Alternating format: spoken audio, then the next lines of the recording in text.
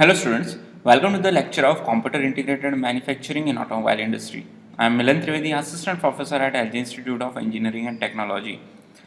We are actually discussing about chapter number 2, that is NC CNC machine tools, and that particularly we had started with the topic that is constituents of CNC and the NC machines.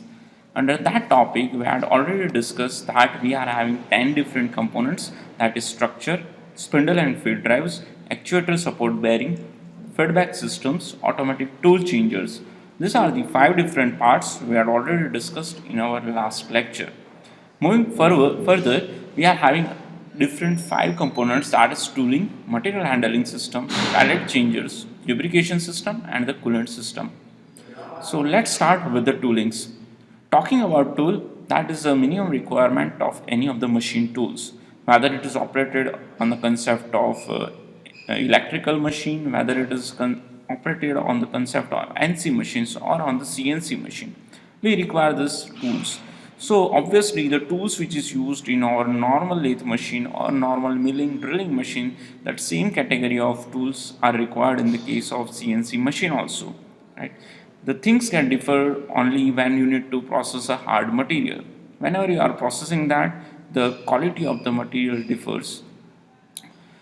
The basically tools in order to process the hard materials is normally of HSS or ceramic tool tip, right? But the entire structure of the tool remains same. That all the tools, that is single point tool, multi point cutting tool, helical tools, all the tools would be remain similar. In order to even handle that particular tool, we need to have this kind of tool holders on which we can mount a tool, whether it is a collet based or we can have an arbor in order to mount the rotary cutters. So that tool holders will also remain same in the case of CNC machine. We had already studied about these topics in our earlier semester whenever we had started with the concept of manufacturing. The next device we require in the case of CNC machine is a material handling systems. Basically, we are having these 4 different material handling systems. We had discussed that in order to operate a CNC machine, we need to write a program, and as per the program, machine will be working. So things are going automatically whenever we are having a machining process. But still, if we are not focusing on this material handling system, human interface would be required. So in order to do that thing also in automatic way, we are having this 4 different kinds of material handling system. The first system is a bar feeder. This we are using generally in the case of a lathe machine. In the lathe machine, we are normally processing a cylindrical bar, right? Each and every time after processing, if we need to physically remove the cylindrical bar, we require a human interface, right? So in order to avoid that, we are using this kind of bar feeder, which can supply a bar at a constant rate, right?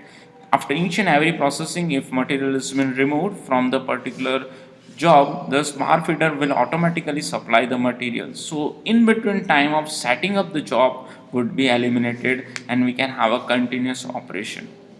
The second element is a part catcher. Whatever the finished part is there, that is being collected at this part catcher end. Right? This is just a setup of a lathe machine. At the bottom end of the chuck, we are having this part catcher. The role of that part catcher was just to carry on the particular device which has been already, or the part which is already been processed, right? That will be collected and would be supplied to the conveyor. So conveyor would carry that particular finished good to the particular storage area. So entire operation would get automatic. The third material handling part is a robot loader. If you see this thing very carefully, this anatomy of this robot is like a physical arm, right? We will discuss about this in detail in our 5th chapter, that is robot technology. Right now I'm just giving you the overview of this.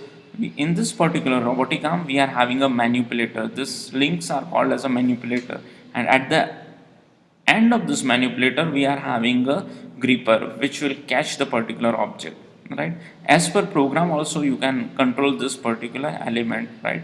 So after finishing of the particular job, this robot loader will go and particular, it can either fit the job or it can remove the job.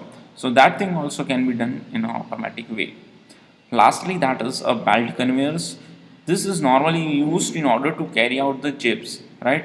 because we are doing all the things in an automatic way, but the wastage element that is cheap need to be also collected and to be dumped at a proper place, right? If you are not doing that thing, you need to stop the machine in between, you need to collect the chips, and you need to clean that entire machine unit in between. So in order to avoid that time lapse, we are actually using this kind of belt conveyors, right, on which the chip will fall, and that will be just dumped at one particular location with the help of the belt conveyors. The next system, that is a pallet changers. The use of this pallet changer is to supply the workpiece at one particular location, right? If we want to have this linear movement of the particular workpiece, say for example here spindle head is there at which any of the machining operation is going on, right? If this workpiece is need to be supplied in a linear way, we can have any kind of mechanism, whether it is chain operated, belt operated, gear operated, by the means of which we can have a linear movement of the workpiece, then it is called as a linear pallet changers. At many of the times, even rotary pallet changers are used.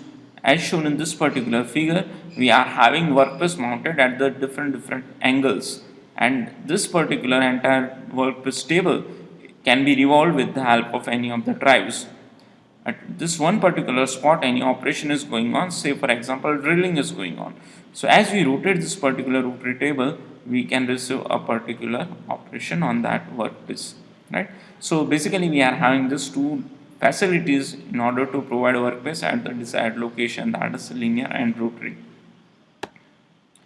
The another system required is a lubrication system.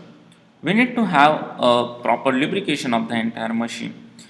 For this we require a hydraulics. We will be having one pump, one reservoir through which oil will be pumped, and the oil will be supplied at the different locations, so that the particular lubrication, physical lubrication time can be avoided. These are the There are certain elements in entire machine tool which is required to have proper lubrication, so that there won't be development of any kind of thermal stresses, right? So this also be done automatically with the help of program. Lastly, we will be having a coolant system. Whenever you are doing cutting operation, we all know that a lot of thermal stress is being developed, lot of heat is being generated. This heat is actually required to be carried away. Whenever you had operated a normal lathe machine, we had done this thing with the help of one particular sprayer, right, through which we were actually spraying oil in order to cool down that particular machine, workpiece and the tool. But in this we will be having a special hose through which you can supply the coolant. You can write the starting and stopping of that particular coolant line in your program, right? So that is how this particular setup is working.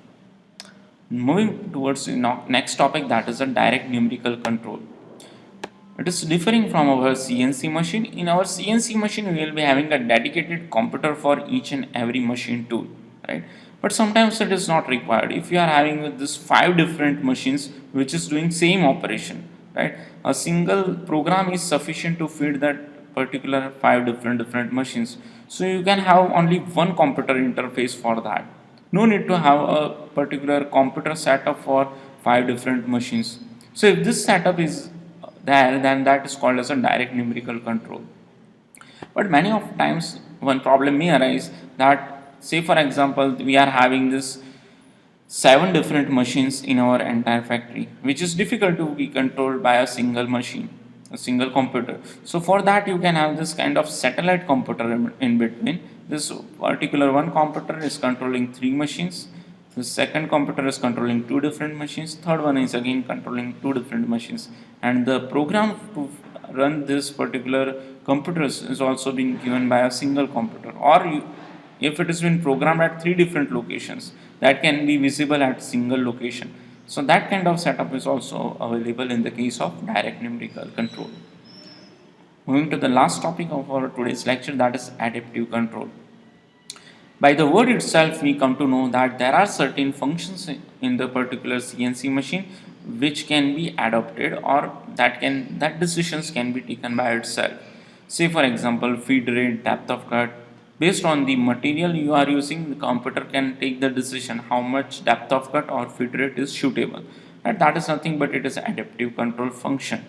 Or the another example if I want to give is, say for example, whenever you are doing a cutting operation, while doing the cutting operation, if this 1300 degree centigrade is reached, at that time the coolant line must turned on, right? And if temperature is below that, then the coolant line must get turned off, so that there won't be any wastage of coolant, right? So that kind of adaptation you can put in the particular lathe machine with the help of different kinds of sensors and the drives, right? So this is all about the adaptive control and our today's lecture. Thanks for watching.